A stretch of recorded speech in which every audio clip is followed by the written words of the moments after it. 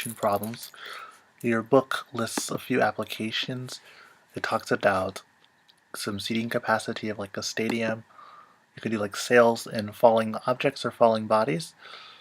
And we'll do a couple of these. We'll do the seating capacity in the falling bodies. Okay.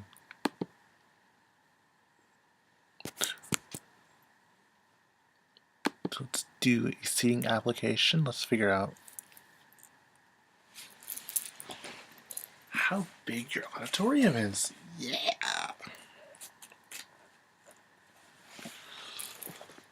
Okay, one.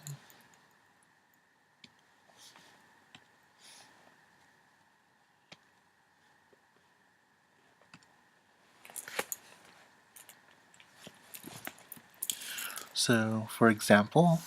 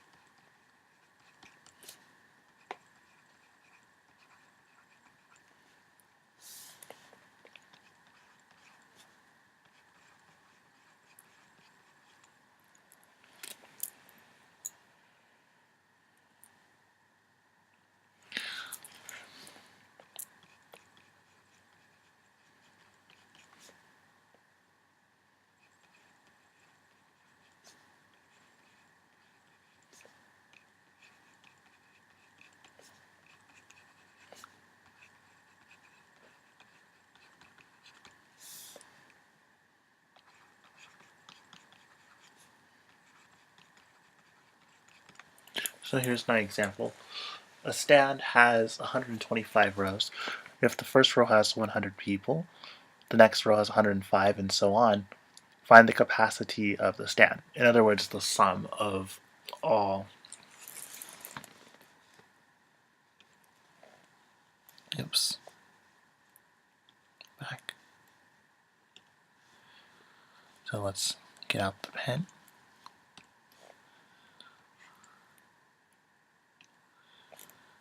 Okay. So, in the situation we're given,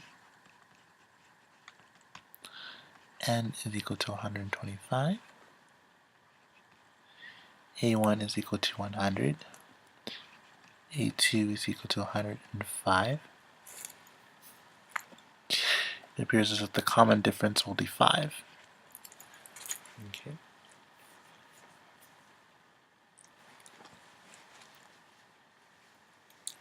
We want to find S of n. Kind of set this up like a geometry problem. So first we need to find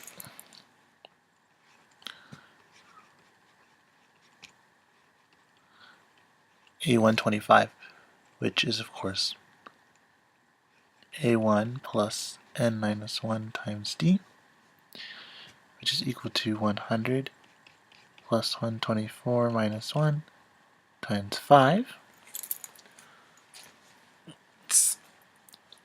Sorry, that's 125 minus 1. That's 124. So then 124 times 5, 620, plus 100 is, of course, 720. So A125, 720.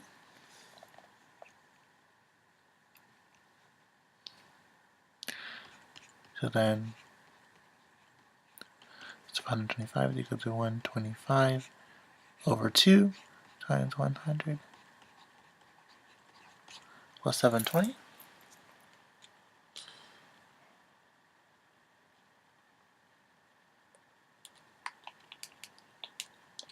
Equals that. 2 equals that times.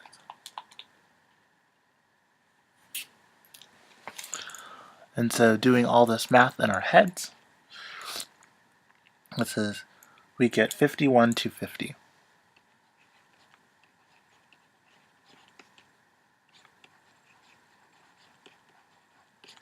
And if you want the idea of how big this is about as big as, this is about twice the size of the yellow wall in Borussia.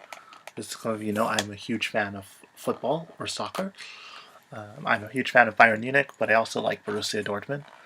So it's about double the size of the yellow wall, of the giant yellow wall, which holds about 25,000 people.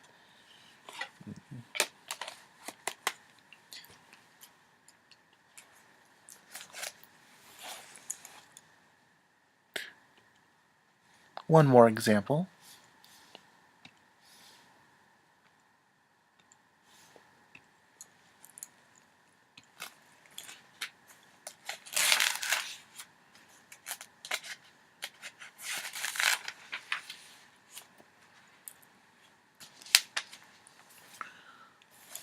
And so the problem reads as follows.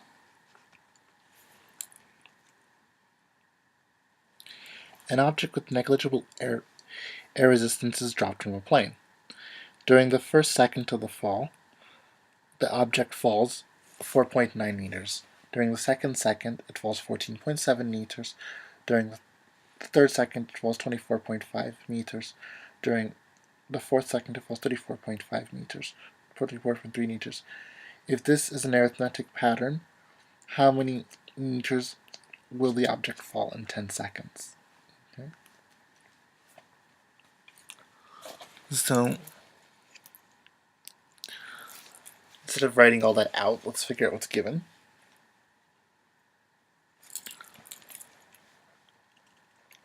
So, what's given in this situation,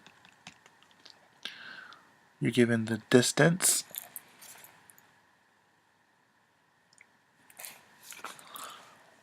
is 4.9 meters at time equals 1 second.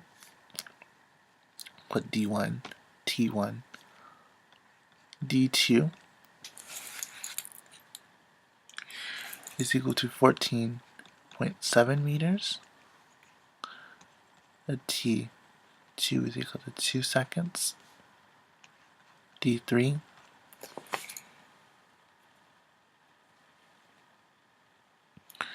is equal to 24.5 meters at T3, 3 seconds. D4, 34.3 meters at T, 4 seconds. That's about T4. Right. And we want to find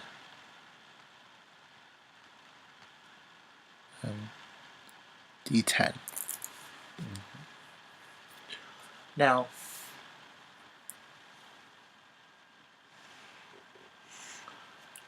one way to work with this problem is to kind of visualize what's going on. So to visualize this problem, we have it like this. This is 4.9.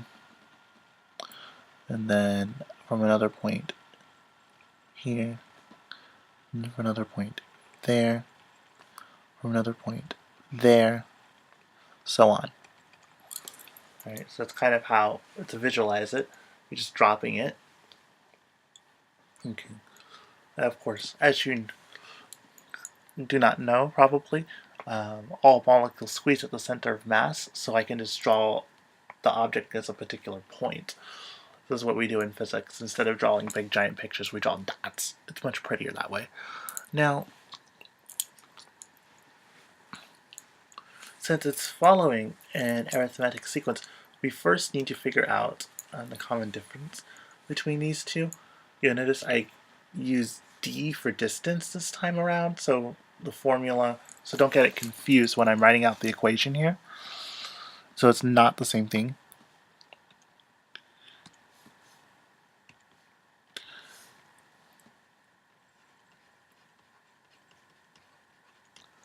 We have a sub 1 is equal to or a sub n, is a sub 1 plus n minus 1 times d. We don't know what d is. This is the common difference, not the distance in the problem here. So I'll just use a capital D for the sake of not confusing you. Okay. So I don't know what big D is in this problem, but I do know that somehow, someway, I do know what n is. I know n is 2. Okay, so we need to figure out what the common difference is in this division. So when we figure out that common difference, it's going to be 4.9 plus, we can just find A2, for example. A2, which is 14.7, equals to 2 minus 1 times D. So we end up with D is equal to 14.7 minus 4.9,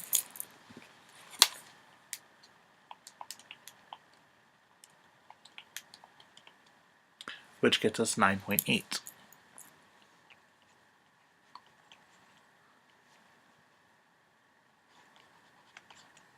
Meters, by the way. So 9.8 is our constant, and that constant, by the way, 9.8 meters per second squared, is this acceleration of gravity. But we're talking about distance right now, so we're in luck. So to get D10, so to speak, we have D1 plus 10 minus 1 times 9.8. And if you add 9.8, 14.7 plus 9.8, you'll get 24.5. Plus 9.8, you get 34.3, so on and so forth. So now, I'm doing the math. So I'm going to do with 9.8 times 9,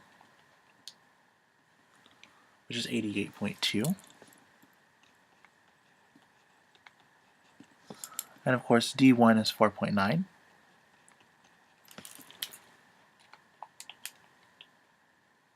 So we get 93.1. To get our distance is 93.1 meters.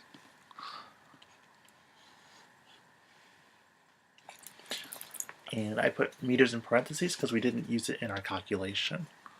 So that's why we did that. Okay, makes sense. So now I will leave you and we will do some other things.